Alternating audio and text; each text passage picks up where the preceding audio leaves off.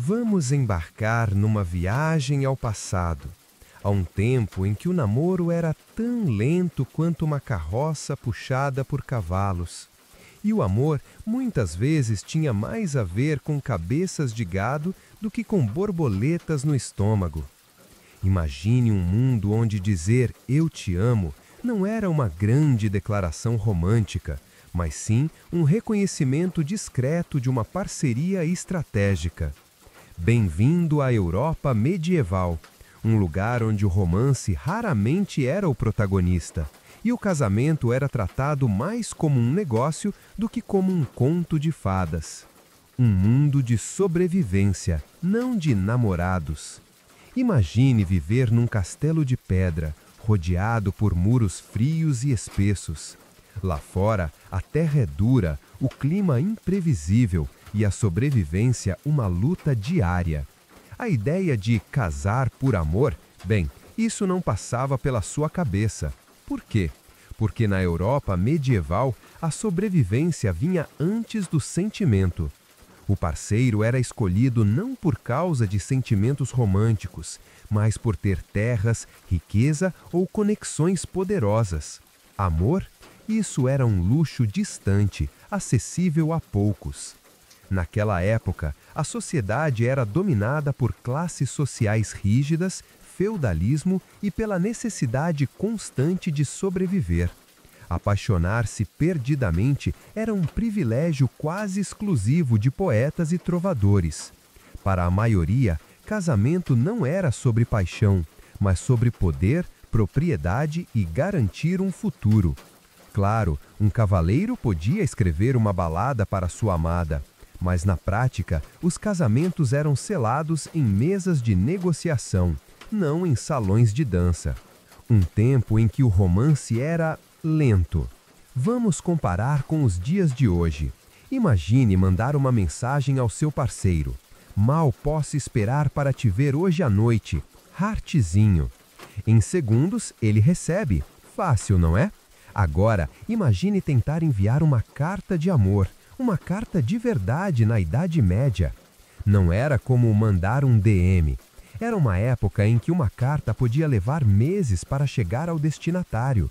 Se você gostava de alguém, sua melhor chance não era convidá-la para jantar, mas sim pedir permissão ao seu senhor para apenas falar com ela. E se você fosse nobre, isso fazia parte de um plano muito maior. O cortejo na Idade Média não envolvia gestos românticos espontâneos. Era como um jogo de xadrez estratégico, onde os riscos iam muito além de conquistar o coração de alguém. Imagine ser uma dama nobre, trancada na torre das decisões do seu pai, onde sua única missão era garantir uma aliança, de preferência com terras, um castelo e talvez uma dúzia de vacas. A ideia grandiosa de encontrar sua alma gêmea simplesmente não fazia parte da equação. Não era sobre química, era sobre política. Nada de perfis no Tinder, nada de deslizar para a direita ou esquerda. Apenas combinações meticulosamente calculadas, organizadas pelos seus pais, pelo senhor feudal ou pelos interesses da sua família. Quando o amor era visto com desconfiança. E falando em amor, aquele que idealizamos hoje, ele não era exatamente bem visto na Idade Média. Na verdade, casar por amor era considerado algo suspeito. Num mundo onde terra, riqueza e poder eram tudo, apaixonar-se não era apenas impraticável, era perigoso. Casar por amor era visto como uma distração desnecessária dos deveres com a família e o reino. O amor era tratado como um passatempo arriscado, capaz de desviar o foco do verdadeiro objetivo do casamento: sobrevivência, legado e prosperidade. Para as classes altas, o casamento estava longe de ser uma união entre duas pessoas que gostavam uma da outra. Era uma ferramenta para formar alianças políticas, expandir territórios e manter a riqueza dentro da família. Casar por amor, para a nobreza isso era uma ideia estranha, até mesmo ameaçadora para o legado familiar. Por isso, durante boa parte da Idade Média, o casamento era visto como um contrato social, onde o amor era, na melhor das hipóteses, uma nota de rodapé, um convite para uma dança desajeitada. E assim, neste mundo curioso de amor e casamento medieval, encontramos um paradoxo encantador. As pessoas eram solitárias, mas presas a uma regra silenciosa de que o romance não tinha lugar em suas decisões mais importantes. Elas não escolhiam seus cônjuges por carinho ou atração mútua.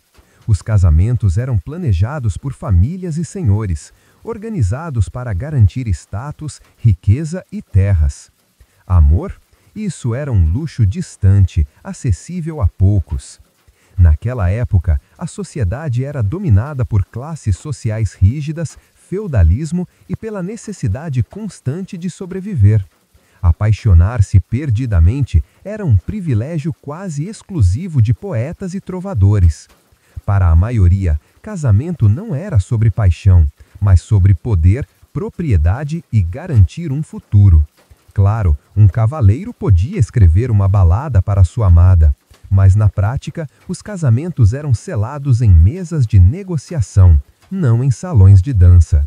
Um tempo em que o romance era lento. Vamos comparar com os dias de hoje. Imagine mandar uma mensagem ao seu parceiro. Mal posso esperar para te ver hoje à noite, heartzinho. Em segundos, ele recebe. Fácil, não é? Agora, imagine tentar enviar uma carta de amor, uma carta de verdade, na Idade Média. Não era como mandar um DM. Era uma época em que uma carta podia levar meses para chegar ao destinatário. Se você gostava de alguém, sua melhor chance não era convidá-la para jantar, mas sim pedir permissão ao seu senhor para apenas falar com ela. E se você fosse nobre, isso fazia parte de um plano muito maior. O cortejo na Idade Média não envolvia gestos românticos espontâneos. Era como um jogo de xadrez estratégico, onde os riscos iam muito além de conquistar o coração de alguém. Imagine ser uma dama nobre, trancada na torre das decisões do seu pai, onde sua única missão era garantir uma aliança, de preferência com terras, um castelo e talvez uma dúzia de vacas. A ideia grandiosa de encontrar sua alma gêmea simplesmente não fazia parte da equação. Não era sobre química, era sobre política. Nada de perfis no Tinder, nada de deslizar para a direita ou esquerda. Apenas combinações meticulosamente calculadas, organizadas pelos seus pais, pelo senhor feudal ou pelos interesses da sua família. Quando o amor era visto com desconfiança. E falando em amor, aquele que idealizamos hoje, ele não era exatamente bem visto na Idade Média. Na verdade, casar por amor era considerado algo suspeito. Num mundo onde terra, riqueza e poder eram tudo, apaixonar-se não era apenas impraticável, era perigoso. Casar por amor era visto como uma distração desnecessária dos deveres com a família e o reino. O amor era tratado como um passatempo arriscado, capaz de desviar o foco do verdadeiro objetivo do casamento: sobrevivência, legado e prosperidade. Para as classes altas, o casamento estava longe de ser uma união entre duas pessoas que gostavam uma da outra. Era uma ferramenta para formar alianças políticas, expandir territórios e manter a riqueza dentro da família. Casar por amor, para a nobreza, isso era uma ideia estranha, até mesmo ameaçadora para o legado familiar. Por isso, durante boa parte da Idade Média, o casamento era visto como um contrato social, onde o amor era, na melhor das hipóteses, uma nota de rodapé, um convite para uma dança desajeitada.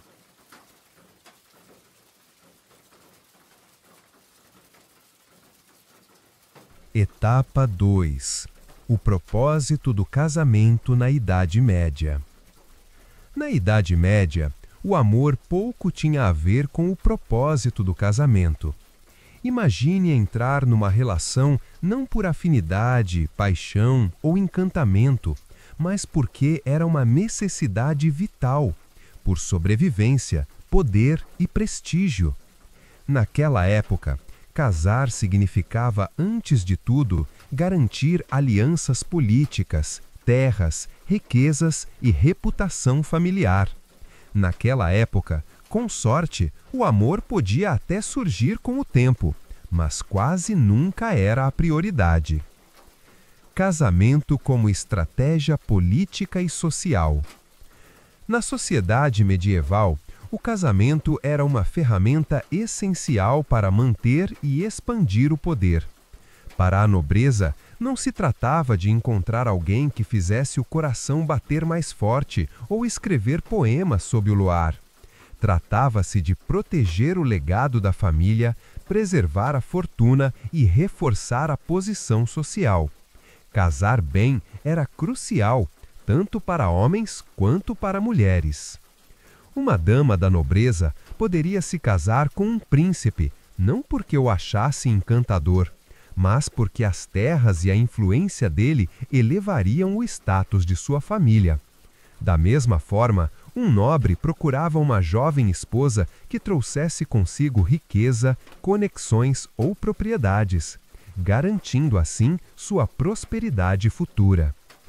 Um dos exemplos mais emblemáticos desse tipo de união estratégica é o casamento de Leonor da Aquitânia com o rei Henrique II da Inglaterra. Não foi por amor, mas sim uma jogada política que consolidou o controle de Henrique sobre vastas regiões na França. Casamentos como esse eram regra, não exceção. Muitas vezes, os noivos mal se conheciam. O sentimento romântico, se existia, era um detalhe quase irrelevante. O foco era a proteção de recursos, de territórios e da linhagem familiar. Terra, riqueza e herdar o mundo. Para os nobres, o casamento era o principal caminho para acumular riquezas e influência. Terra era poder, e quem você casava determinava quanto desse poder você teria acesso. Propriedades passavam de uma família a outra por meio do casamento, e o dote era a peça-chave nesse contrato. Um dote podia incluir dinheiro, terras, gado e até mesmo castelos inteiros, qualquer bem que fortalecesse a posição da família na hierarquia feudal. Um nobre que casasse sem um dote substancial acabava em desvantagem, incapaz de competir com outras famílias que usavam o casamento como trampolim para o poder. Já uma mulher sem um bom dote tinha menos opções de casamento e muitas vezes acabava com alguém de posição inferior, reduzindo assim as chances de segurança e ascensão de sua família. Entre camponeses, a lógica ainda era prática. Entre os camponeses, a dinâmica era diferente, mas igualmente baseada na sobrevivência. Os casamentos podiam não envolver castelos ou tratados políticos, mas eram igualmente importantes. A esposa camponesa era esperada para administrar a casa, cuidar dos filhos, trabalhar na lavoura, ser, em essência, parceira de trabalho e de vida. O casamento camponês funcionava como uma troca de trabalho e recursos. A conexão emocional não era o ponto central. O que importava era a parceria prática que garantisse que ambos sobrevivessem num mundo duro e imprevisível. Não se tratava de amor, tratava-se de garantir o amanhã. A igreja e o casamento, sacramento e dever. A Igreja Católica, uma das instituições mais poderosas da Europa medieval, moldou profundamente a visão de casamento. Para ela, o matrimônio não era um acordo entre dois apaixonados, mas um sacramento, uma união sagrada voltada ao propósito divino. O casamento era essencial para gerar filhos e formar famílias cristãs fortes. Enquanto a Igreja exaltava a castidade e o celibato para monges e padres, ela defendia o casamento como única forma moral de um homem e uma mulher se unirem. Ainda assim, a ideia de amor dentro do casamento não era o foco. O importante era procriar, manter a ordem social e respeitar os deveres religiosos. Para muitos cristãos medievais, casar não era uma celebração do amor, mas uma obrigação espiritual e social. A igreja precisava aprovar os contratos matrimoniais, e até entre os nobres, a bênção e os critérios religiosos eram fundamentais. O amor, se aparecesse, era um bônus, não uma exigência. Casar por amor, um conceito perigoso. A maior diferença entre o casamento medieval e o de hoje é o modo como se via o amor. Casar por amor era visto como tolice. Amor era considerado instável, imprevisível e até perigoso. Os nobres não podiam se dar ao luxo de deixar que sentimentos guiassem suas escolhas. Escolher com o coração podia arruinar alianças, comprometer heranças ou colocar todo o legado familiar em risco. O ideal era casar primeiro, amar depois. Se o amor viesse, ótimo. Caso contrário, o casamento cumpriria sua função de qualquer forma. Hoje em dia, acreditamos no amor como fundamento de um casamento. Mas na Idade Média, a realidade era outra. O amor era algo à parte, e muitas vezes nem isso. Casamentos como negócios. Sejamos claros, os casamentos medievais eram negócios. Tratava-se de poder, propriedade e segurança familiar. Se você era rei, mercador ou camponês, casar significava firmar sua posição no mundo. Era uma troca, com contratos, dotes e consequências legais. A noiva vinha com terra, gado ou moedas. O noivo prometia proteção e estabilidade. Até entre os camponeses, cabras e campos podiam selar a união. Emoção? Um detalhe. O importante era o contrato, social, financeiro e político.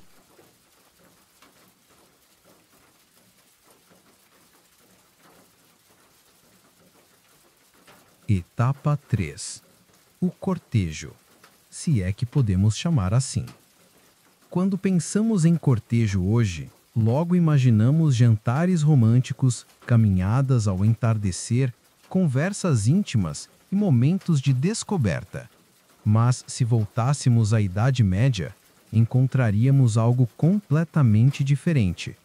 Um processo rígido, impessoal e muitas vezes sem nenhum traço de afeto verdadeiro. Na verdade, chamar aquilo de cortejo já é um exagero. Naquela época, o amor era raramente parte da equação.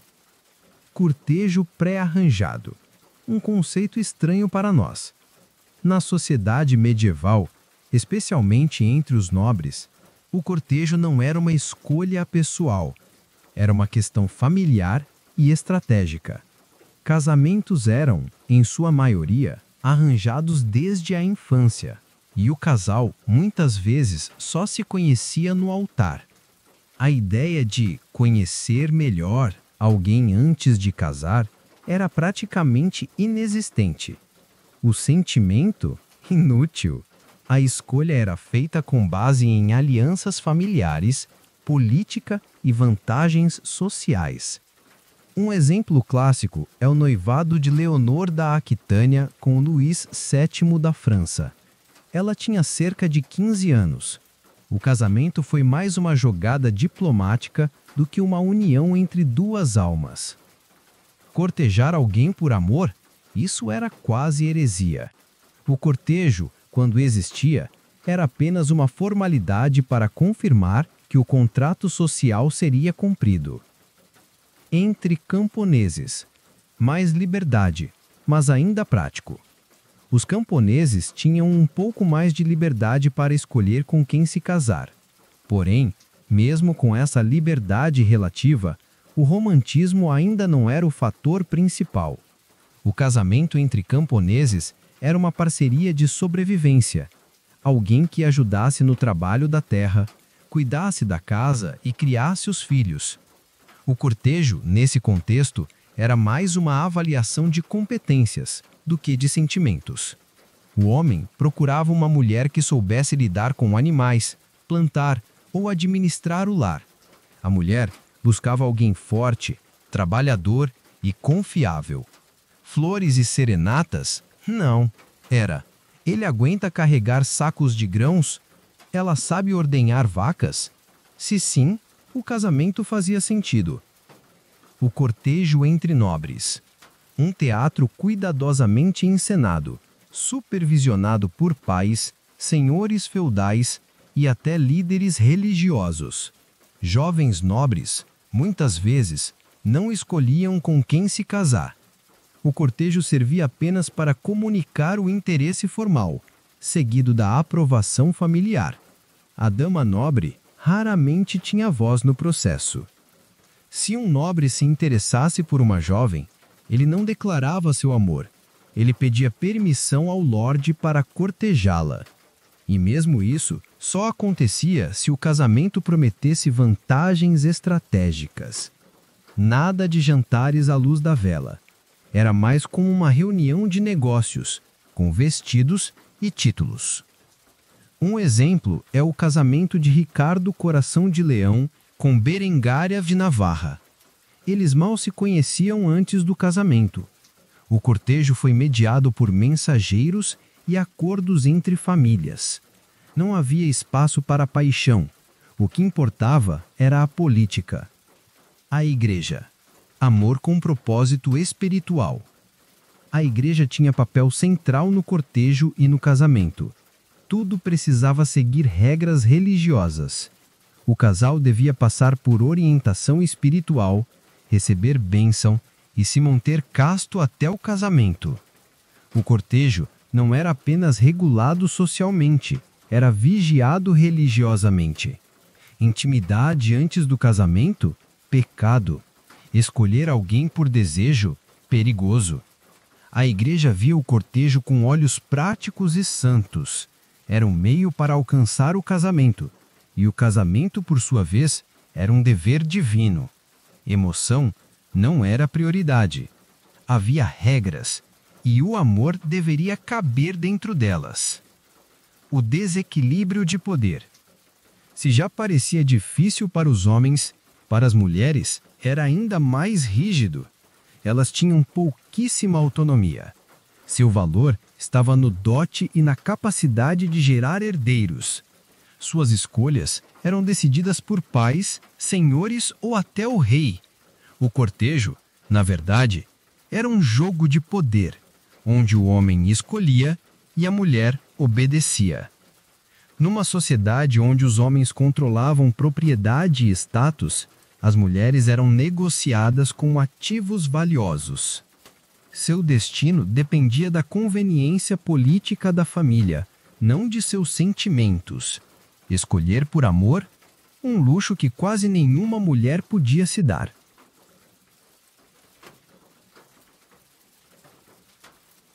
Etapa 4.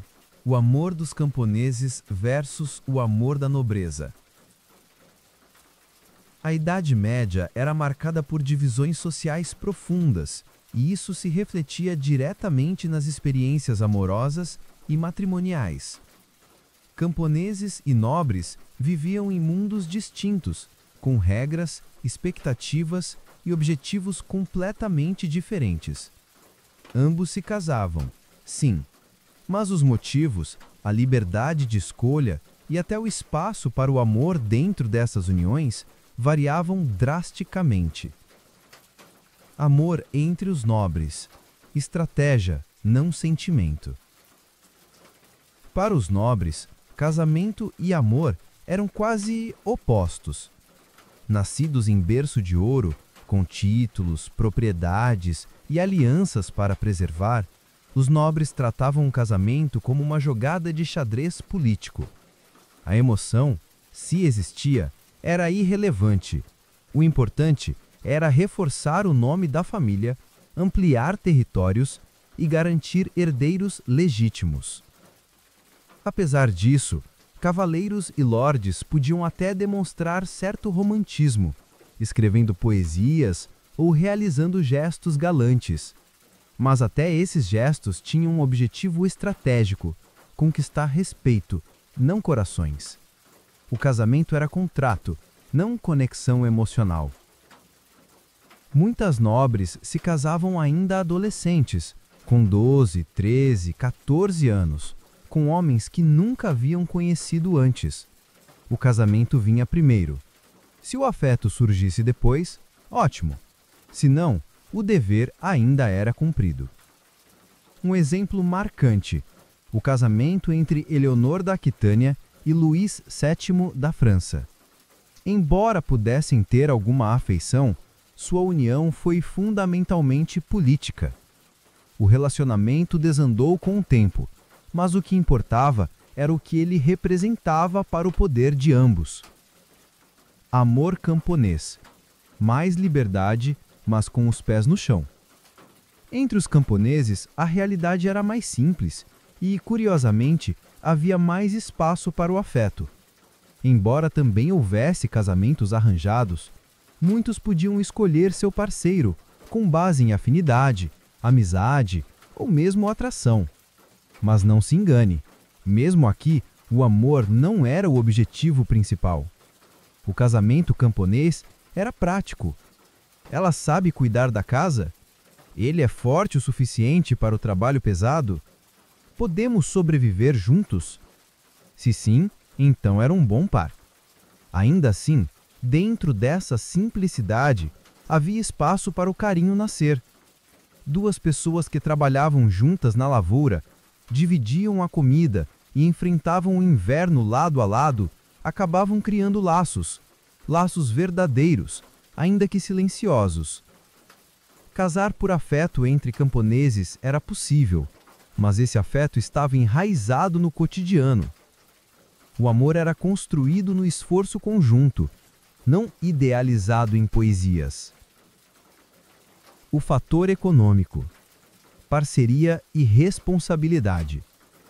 Outra diferença crucial estava na maneira como as responsabilidades eram divididas. Entre camponeses, o casamento era uma união de trabalho e sobrevivência. Ambos precisavam contribuir. Era uma verdadeira parceria. A mulher cuidava da casa, ajudava na lavoura e criava os filhos. O homem arava a terra, consertava ferramentas e protegia a família. Na nobreza, o casamento era uma transação financeira. Uma noiva vinha com dote, terras, ouro, animais. Era um investimento. O amor não sustentava ninguém, mas o dote sim. O papel da mulher nobre não era ajudar na lavoura, mas garantir herdeiros e manter a linhagem. Liberdade de escolha, um privilégio raro. Hoje em dia, o casamento é visto como uma escolha pessoal, mas na Idade Média, isso era um luxo que poucos tinham. Nobres quase nunca escolhiam seus cônjuges. Eram peças num jogo maior, movidas por seus pais, reis ou bispos. O coração ficava fora do tabuleiro. Já os camponeses tinham mais liberdade, mas ainda limitada por necessidades econômicas. Eles escolhiam sim, mas dentro de um leque restrito. Ainda assim, havia chance de casar com alguém que gostavam, ou que os fazia rir, ou com quem sentiam conforto. Para os nobres, essa ideia era distante, quase impensável.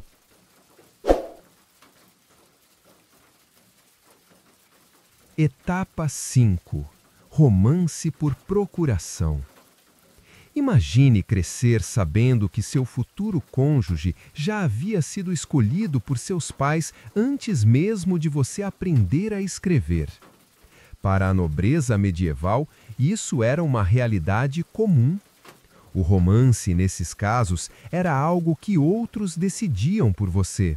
Um roteiro já escrito antes mesmo do primeiro capítulo começar. A ideia de escolher alguém com base em amor, atração ou afinidade era quase inexistente. Casamentos eram planejados como tratados e quase sempre começavam com uma caneta e um pergaminho, não com um olhar apaixonado. Noivados precoces, casamentos planejados desde o berço. Na alta nobreza, o casamento não era algo que se decidia na juventude. Ele era muitas vezes combinado ainda na infância. Logo após o nascimento, os pais já negociavam alianças com outras famílias poderosas. Às vezes, os noivos nem sequer se conheciam pessoalmente até o dia do casamento. Um exemplo marcante, a princesa Margarida da Escócia foi prometida ao rei Érico da Noruega ainda criança. Seus pais usaram a união como ferramenta para fortalecer relações diplomáticas. Margarida provavelmente nunca teve escolha. Seu futuro já havia sido decidido, com base em interesses políticos, não em sentimentos. Esse tipo de noivado precoce era o padrão entre as famílias reais e nobres. Não envolvia emoção, apenas estratégia. Era uma forma de garantir terras, reforçar alianças ou evitar guerras. E o amor? Era uma possibilidade remota. Se ocorresse, seria por acaso, não por planejamento. Pais e senhores, quem realmente escolhia? Na sociedade nobre medieval, o amor não escolhia ninguém. Quem escolhia eram os pais, principalmente o pai da noiva, que negociava com outras famílias, analisava dotes, avaliava poder e território. A filha, nesse cenário, era uma peça valiosa para reforçar a posição familiar. As mães também tinham um papel importante, pois muitas vezes gerenciavam a casa e as relações sociais, assegurando que o casamento seria proveitoso e que a filha teria estabilidade. Mas, no fim das contas, o casamento era decidido com base na utilidade estratégica da união. Além dos pais, os senhores feudais e até a igreja podiam intervir. Um lorde podia vetar um casamento se ele não beneficiasse seus interesses. E, claro, sem a bênção da igreja, nada se tornava oficial. A igreja, guardiã das regras matrimoniais. A igreja, além de abençoar as uniões, atuava como uma espécie de fiscal do amor. Não bastava combinar um casamento. Ele tinha que seguir os preceitos religiosos. Muitas vezes, os pretendentes precisavam da aprovação de padres ou bispos para validar a união. Se o casamento fosse feito fora dos moldes sagrados, sem consentimento, sem testemunhas ou sem os devidos rituais, a igreja poderia anulá-lo. Isso dava à instituição enorme poder sobre quem podia se casar, quando e sob quais condições. A igreja via o casamento como um sacramento, não como um romance. Amor era aceitável, desde que obedecesse às regras e não atrapalhasse os desígnios de Deus e da sociedade cristã. Casamento por procuração, quando os noivos nem estavam presentes. Em alguns casos, o casamento acontecia sem que os noivos estivessem sequer no mesmo lugar. Era o chamado casamento por procuração. Um representante, geralmente um parente ou alguém de confiança, se apresentava no lugar do noivo ou da noiva para selar a união. Um exemplo famoso, o rei Luís VII da França casou-se com Leonor da Aquitânia por procuração antes mesmo de conhecê-la pessoalmente. Só depois o casal se encontrou formalmente. Isso era comum, especialmente entre famílias reais separadas por guerras ou longas distâncias. O mais importante era formalizar o acordo. O romance podia, ou não, acontecer depois. Onde estava o amor em tudo isso? Na prática, ausente. O romance era muitas vezes sacrificado em nome do dever. Os casamentos eram firmados por outros, conduzidos por objetivos estratégicos, abençoados pela igreja e formalizados com promessas e dotes. Ainda assim, não quer dizer que não houvessem sentimentos. Alguns casais conseguiam, ao longo dos anos, desenvolver afeto, respeito ou até amor verdadeiro. Mas essas histórias eram exceções e não o padrão. O amor, se surgisse, era um bônus inesperado, não o motivo do casamento. Etapa 6. O papel das estratégias familiares e dos casamentos por procuração. Na Idade Média, o casamento era uma das ferramentas mais poderosas para consolidar alianças, reforçar o poder e garantir o futuro das famílias nobres. E, nesse contexto, os chamados casamentos por procuração, onde os noivos nem sempre estavam presentes, se tornaram uma prática comum. A cerimônia era apenas a ponta do iceberg. O que realmente importava era a estratégia por trás da união. Casamento à distância, uma realidade comum. Entre os nobres, casar sem conhecer o parceiro pessoalmente não era incomum. Se o noivo estava em campanha militar ou vivia em outro reino distante, bastava enviar um representante confiável, procuração viva, para oficializar o casamento. O mais importante era garantir que o contrato fosse selado e respeitado. Um exemplo famoso foi o casamento de Henrique VIII com Catarina de Aragão. Antes de Henrique, Catarina já havia sido prometida a seu irmão Arthur, com quem também se casou por procuração. Essas uniões à distância eram perfeitamente válidas aos olhos da Igreja e da sociedade, pois o foco não era o casal, mas sim os interesses das famílias envolvidas. Casamento como ferramenta de poder. A lógica por trás dessas uniões era clara.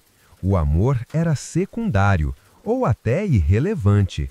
O que importava era o avanço político, territorial e econômico.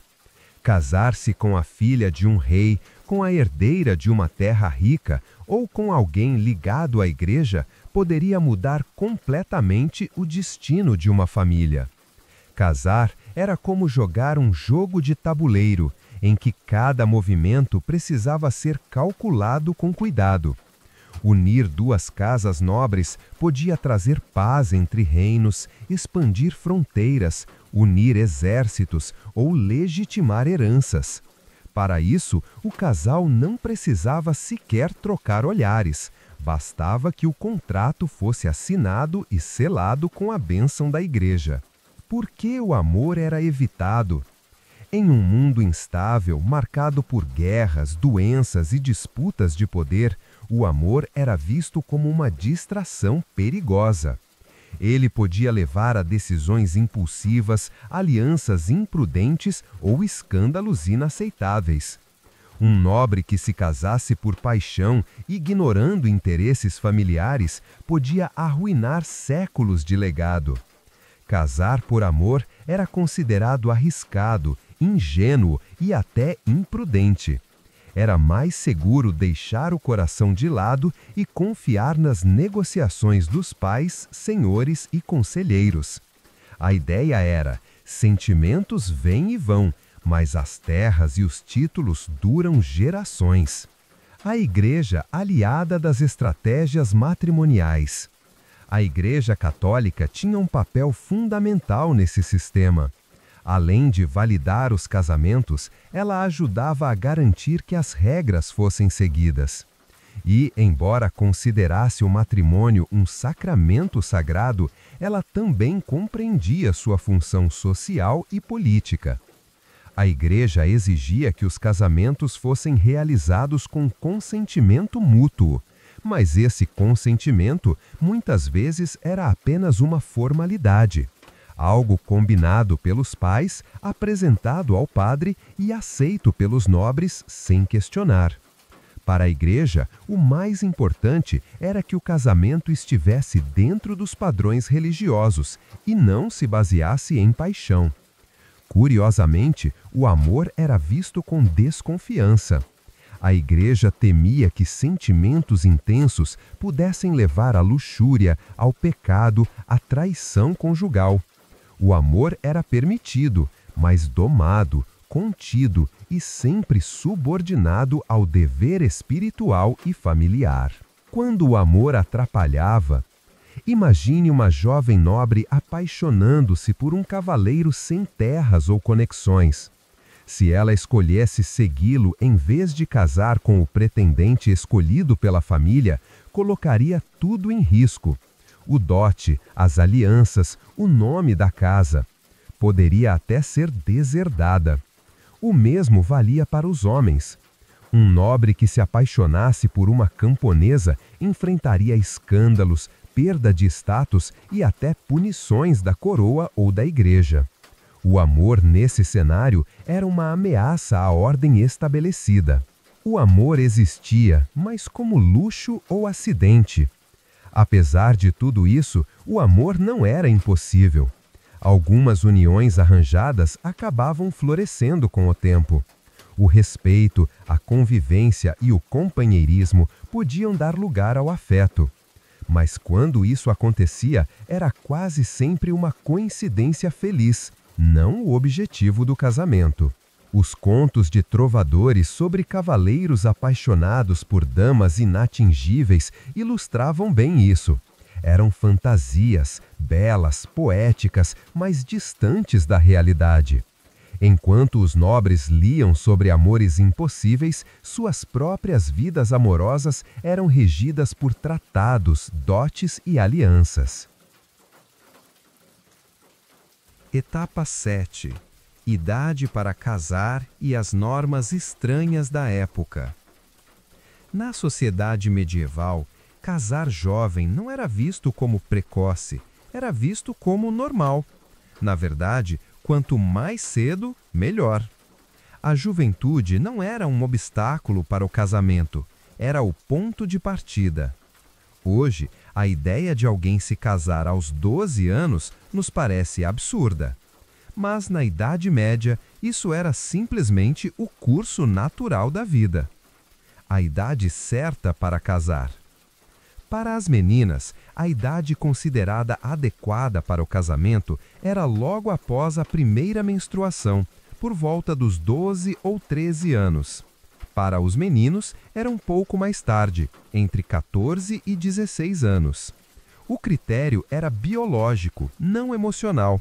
Se o corpo estava pronto para gerar filhos, então a pessoa estava pronta para casar.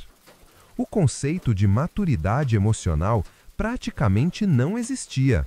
O casamento era visto como a passagem natural da infância para a vida adulta. Esperar até os 20 anos, isso era raro e muitas vezes mal visto. Afinal, a expectativa de vida era baixa e cada ano a mais era um risco para a continuidade da família. Normas sociais que hoje soariam estranhas.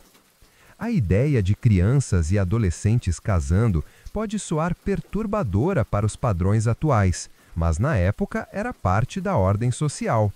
As meninas se casavam jovens para começar logo a produzir herdeiros, e os meninos assumiam responsabilidades de chefes de família antes mesmo de completar 18 anos. Na nobreza, isso significava que alianças políticas já estavam sendo firmadas quando os noivos ainda brincavam no pátio do castelo. Entre camponeses, a lógica era mais prática. Casar cedo significava garantir braços para trabalhar na terra, formar família e manter a fazenda funcionando. O casamento como caminho para o poder. Na elite, o casamento precoce era estratégico. Um bom casamento podia garantir mais terras, poder e segurança à família. Para as meninas nobres, o casamento era uma transição direta da tutela do pai para a do marido. Elas não passavam por uma juventude livre como a conhecemos hoje. Os meninos, por sua vez, eram treinados desde cedo para herdar, governar e proteger. Aos 15 ou 16 anos, um jovem já podia estar casado, comandando um pequeno feudo ou lutando em batalhas. Ser homem feito não era uma questão de idade, mas de função social. A visão moderna versus a mentalidade medieval. Hoje, entendemos que a adolescência é um período de crescimento, autoconhecimento e preparação para a vida adulta. Na Idade Média, não havia espaço para isso. O tempo era um recurso escasso. A infância era curta e o casamento marcava o início da vida produtiva. Se uma menina casava aos 13 e tinha filhos aos 15, com 20 anos ela já era considerada experiente. Muitas vezes já era mãe de vários filhos e administrava uma casa. Isso lhe conferia respeito e status dentro da comunidade, apesar da pouca idade. O papel dos dotes e preços da noiva. Casar cedo também tinha ligação direta com os interesses financeiros da família. Os casamentos envolviam dotes pagos pela família da noiva ou preços da noiva pagos pelo noivo à família dela, dependendo da cultura local. Esses acordos econômicos eram centrais na decisão de casar. Uma garota com bom dote era muito procurada, e os pais não hesitavam em oferecê-la em casamento o quanto antes. O casamento era, afinal, uma transação com implicações diretas na sobrevivência e ascensão social das famílias.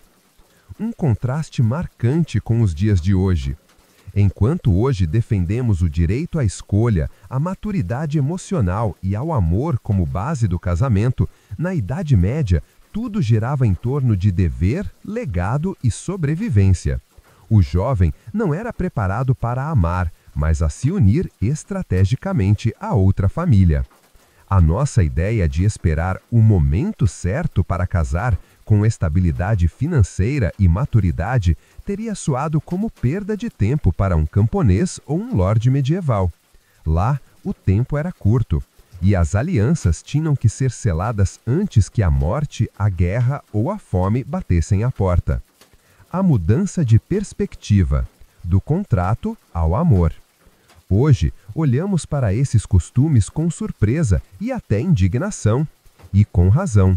Com o passar dos séculos, a sociedade começou a valorizar o consentimento, a liberdade de escolha e o amor como fundamentos do casamento. Mas, para entender verdadeiramente a Idade Média, é preciso olhar por seus olhos. Num mundo imprevisível, onde a sobrevivência vinha antes dos sentimentos, o casamento não era uma celebração do amor, mas uma estratégia de vida. E casar cedo era apenas parte dessa lógica implacável. Etapa 8. Dotes e preços da noiva. O casamento como transação financeira.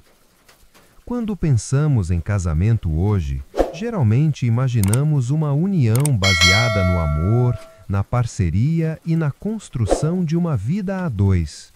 Mas, na Idade Média, o casamento estava muito mais próximo de uma negociação comercial. O amor era, na melhor das hipóteses, um luxo. O que realmente pesava na balança eram os bens, o dinheiro e os acordos familiares. O dote, a riqueza que vinha com a noiva. O dote era a principal moeda nas negociações matrimoniais. Era um pagamento feito pela família da noiva à família do noivo, ou diretamente ao noivo, como parte do contrato de casamento. E não era simbólico. O dote incluía dinheiro, terras, animais, joias, utensílios e até casas inteiras. Quanto maior o dote, mais valiosa a noiva. Ele servia não apenas para atrair pretendentes, mas também para garantir que a moça seria bem tratada em sua nova casa. Em caso de viuvez ou abandono, o dote muitas vezes funcionava como forma de segurança, um tipo primitivo de garantia. Nas classes altas, os dotes podiam determinar alianças políticas inteiras. Entre camponeses, eram mais modestos, mas ainda assim essenciais. Uma cabra, um pedaço de terra ou algumas moedas podiam selar um casamento. Alianças políticas embaladas em moedas. Entre nobres e reis, o dote era mais que uma oferta. Era uma arma diplomática. Casamentos entre reinos ou famílias poderosas eram sempre acompanhados de generosos dotes, que simbolizavam a união e selavam a confiança entre as partes. Um exemplo: O casamento entre Isabel de Castela e Fernando de Aragão não foi apenas romântico, foi uma jogada estratégica que unificou a Espanha. O dote de Isabel trouxe riqueza e influência, além de fortalecer o poder conjunto do casal. Para muitos reinos, casar bem era uma forma de evitar guerras e ampliar territórios. Preço da noiva, quando o noivo pagava. Nem sempre era a família da noiva que entregava bens. Em algumas culturas medievais, especialmente no norte da Europa e em sociedades germânicas ou escandinavas, existia o preço da noiva. Nesse caso, era o noivo quem pagava à família da noiva como compensação pela perda de uma filha e trabalhadora. Esse pagamento podia incluir moedas, gado ou terras e simbolizava o comprometimento do homem em cuidar da mulher e integrá-la à sua família. Era um reconhecimento público do valor da noiva e também uma forma de firmar o pacto entre as famílias. O casamento como troca de bens. Seja com dote ou preço da noiva, o casamento era visto como uma transação econômica completa. As famílias envolvidas negociavam valores, combinavam entregas, formalizavam contratos e selavam a união como se estivessem fechando um grande negócio. E de fato era isso, uma fusão entre duas casas, duas economias, dois projetos familiares. O casal era, na prática, o elo entre essas estruturas, mas raramente os protagonistas dessa história. Consequências econômicas reais. Casamentos mal negociados podiam levar famílias à ruína. Um nobre que casasse com alguém sem dote perderia prestígio e influência. Uma camponesa sem bens teria menos chances de encontrar um bom marido. E famílias que forçassem casamentos desequilibrados poderiam sofrer retaliações políticas, sociais ou religiosas. Por isso, as negociações envolviam muito planejamento e cautela. A decisão de casar não era tomada no coração, era feita na contabilidade da família. Um espelho da estrutura social. Os dotes e os preços da noiva também reforçavam as hierarquias sociais. Uma noiva com grande dote mostrava que vinha de família rica e influente. Um dote modesto indicava a posição inferior. Assim, o casamento era também uma forma de mostrar status e poder, além de moldar a forma como homens e mulheres eram vistos na sociedade. Hoje parece estranho, mas era o normal.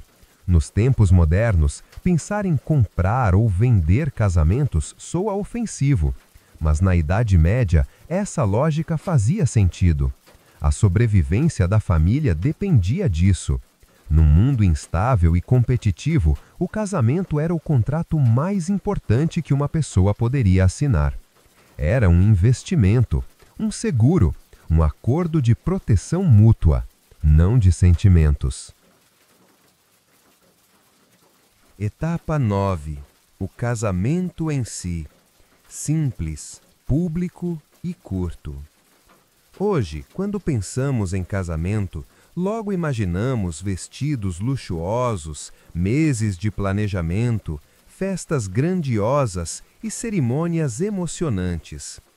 Mas na Europa medieval, o casamento era bem diferente, simples, direto e com foco no contrato social, e não no romance ou no espetáculo. O que importava era tornar a união oficial e legítima aos olhos da Igreja e da comunidade. O papel central da Igreja. A Igreja Católica era a principal autoridade em questões matrimoniais. Um casamento só era válido se tivesse sido abençoado por um padre e testemunhado publicamente. Sem isso, o matrimônio podia ser considerado inválido, o que gerava sérias implicações legais e sociais. Para a Igreja, o casamento era um sacramento sagrado, não uma escolha emocional. O objetivo principal era criar uma união estável e abençoada por Deus, principalmente voltada à procriação e a manutenção da ordem social cristã. Era necessário que o casal consentisse verbalmente com o matrimônio diante do clero e de testemunhas. A consumação do casamento também era essencial para que ele fosse reconhecido plenamente. Uma cerimônia curta e sem luxos. Esqueça os salões de festa, as decorações floridas e os bolos de 3 andares. Na Idade Média, a cerimônia era rápida e descomplicada. Muitas vezes acontecia à porta da igreja ou em pequenos altares dentro das capelas locais. O casal trocava votos simples, o padre dava a bênção e o casamento estava feito. Às vezes, era seguido por uma refeição modesta com as famílias, mas nada parecido com as festas de hoje. O foco não era a celebração em si, e sim o registro público da união. Público presente, testemunhas e comunidade. A presença de testemunhas era essencial.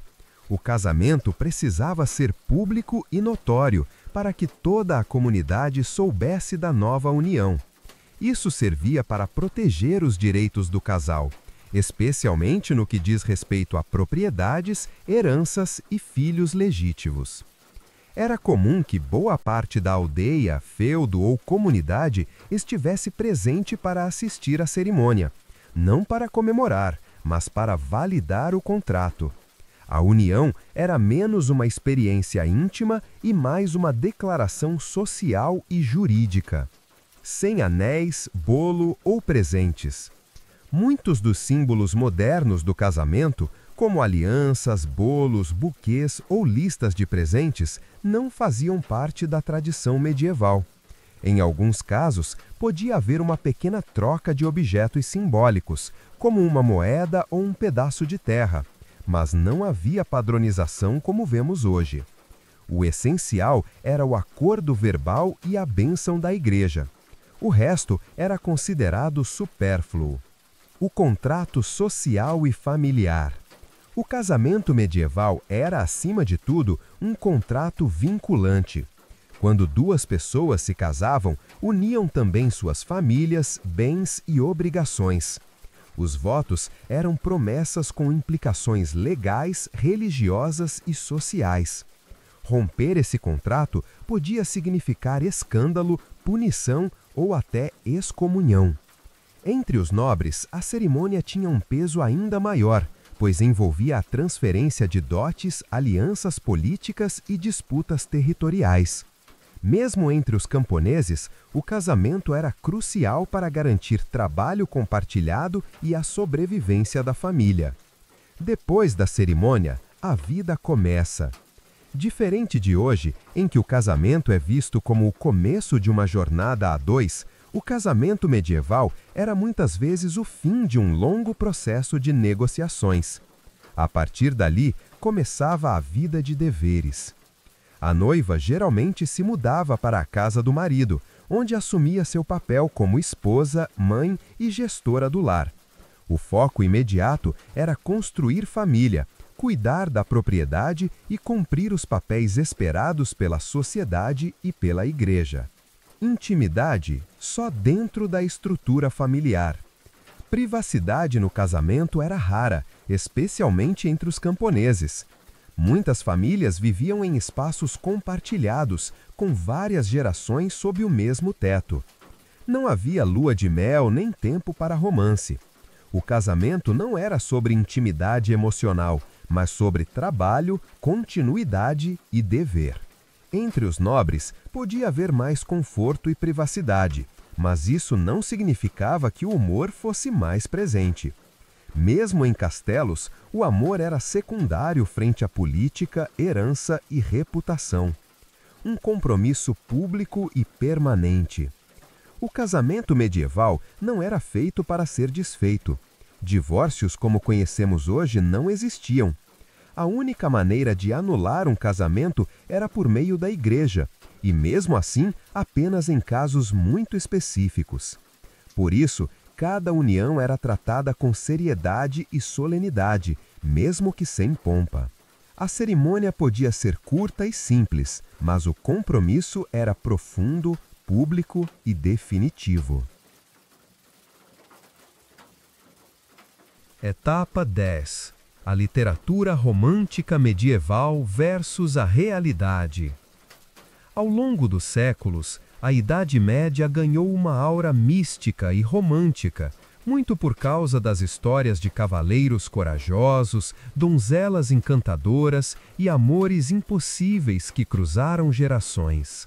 Mas a verdade é que a literatura romântica medieval raramente refletia a realidade da época. Os contos de amor eterno, paixão secreta e fidelidade cega encantavam, sim, mas também escondiam um cotidiano marcado por obrigações, arranjos e falta de escolha. Amor cortês, um ideal impossível. Na literatura medieval, um dos conceitos mais populares era o do amor cortês, uma forma refinada e quase mística de amar. Nele, um cavaleiro devotava-se à sua dama como se ela fosse uma deusa. Fazia promessas, compunha poemas, lutava em seu nome e se mantinha fiel, mesmo sem jamais tocá-la. Essas histórias, repletas de honra, lealdade e sofrimento amoroso, não representavam o casamento real. Na maioria das vezes, a dama era casada e o cavaleiro amava de longe, em silêncio. O amor cortês não levava ao altar. Era uma fantasia, um jogo social entre a elite, quase uma válvula de escape emocional para uma vida cheia de casamentos sem paixão. Os trovadores, poetas e músicos itinerantes, espalharam essas histórias por castelos e vilarejos. Cantavam sobre amores inalcançáveis, saudade, dor e devoção. Seus versos eram apaixonados, mas cuidadosamente construídos para entreter, não para inspirar decisões de vida. Muitos desses poemas eram escritos por homens sobre mulheres idealizadas, belas, distantes, superiores. A mulher, nesse contexto, era símbolo de pureza e inspiração, mas raramente uma parceira real. Na prática, os próprios trovadores sabiam que essas histórias eram mais belas na canção do que na vida real. Afinal, sabiam que os casamentos estavam sendo arranjados nas salas dos lordes com contratos e dotes, não nas janelas ao luar. A realidade, casamentos sem romance. Enquanto os contos falavam de amor à primeira vista, almas gêmeas e beijos roubados, a verdade era bem mais dura. Casamentos reais eram marcados por falta de escolha, interesses políticos e econômicos, pouca intimidade emocional, papéis sociais fixos e desiguais. A paixão, quando existia, era vista com desconfiança. Os sentimentos podiam atrapalhar alianças importantes ou causar escândalos. Por isso, as histórias de amor ficavam na boca dos poetas, enquanto a realidade continuava fria, prática e controlada pelas estruturas familiares e religiosas. E quando o amor era real? Claro, nem tudo era vazio. Em alguns casos, o afeto crescia com o tempo. Casais podiam aprender a se respeitar, a proteger e até a se amar. Mas esses laços emocionais vinham depois do casamento, e não antes, e raramente pareciam com os contos dos trovadores. Além disso, havia o amor fora do casamento, muitas vezes proibido. Amantes secretos, paixões perigosas e casos ocultos existiam, mas com altos riscos. Punições da igreja, perda de terras, excomunhão ou até morte. A fantasia era necessária. Por mais distante da realidade, a literatura romântica tinha seu papel. Ela oferecia esperança, consolo e beleza em tempos difíceis. Permitia imaginar algo além dos casamentos arranjados, dos deveres familiares e da dura rotina feudal. Era um mundo paralelo onde o amor era possível, mesmo que só nas páginas. Conclusão: entre o sonho e a pedra. A Idade Média foi uma era de castelos e coroas, mas também de contratos, cruzadas e crises. O casamento era uma engrenagem social, e o amor, quando existia, era acidental ou escondido. A literatura romântica oferecia um contraste encantador, falava ao coração, num tempo em que o coração raramente tinha voz. E talvez seja por isso que ainda hoje essas histórias nos fascinam, porque, no fundo, elas mostram o que os medievais sonhavam, mesmo quando não podiam viver. Conclusão. Quando o amor era silêncio e sobrevivência. Ao longo desta jornada pela Idade Média, vimos que o amor, como o conhecemos hoje, era um ator secundário, às vezes ignorado, às vezes escondido e quase sempre controlado por obrigações, fé e necessidade. O casamento não era um final feliz, mas um acordo de sobrevivência. O romance não florescia em jardins, mas, quando acontecia, brotava discretamente entre as pedras do dever. A maioria das pessoas não casava com quem amava, e se amava, era muitas vezes em silêncio, por respeito, por medo ou por pura impossibilidade. Mesmo assim, o ser humano sempre encontrou maneiras de sentir, de desejar, de sonhar. E é talvez por isso que os contos de amor medieval continuam a nos emocionar até hoje, porque mostram que, mesmo nas eras mais duras, o coração tentava bater, ainda que baixinho, escondido atrás de alianças, contratos e véus sagrados. Hoje, quando olhamos para o passado, não é para julgar, mas para compreender, e talvez para valorizar ainda mais o que temos, a liberdade de amar, de escolher e de dizer sim com o coração, não com a obrigação.